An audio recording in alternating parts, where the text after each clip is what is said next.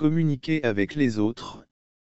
Le code de la route a été mis en place pour que nous puissions anticiper les intentions des uns et des autres, mais aussi pour informer les autres de nos propres intentions.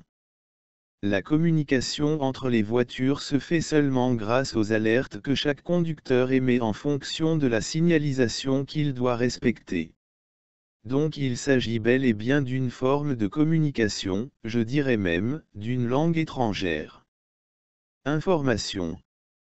Le code de la route est aussi un langage qu'on apprend à comprendre et à parler afin de communiquer avec les autres usagers de la route en toute sécurité.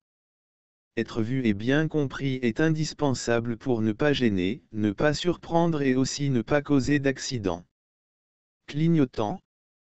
Ces ampoules qui clignotent quand vous les actionnez, attirent le regard des autres vers le côté de la route que vous souhaitez emprunter, gauche ou droit.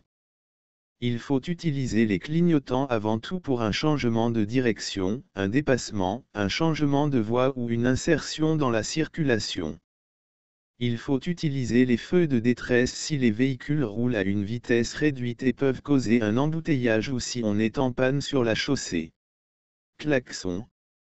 Vous avez certainement entendu les conducteurs se servir de cet avertissement sonore pour exprimer leur exaspération face à ceux qui n'avancent pas ou font des gestes brusques ou interdits. Or, utiliser le klaxon en ville ou la nuit est interdit, sauf en cas de danger immédiat.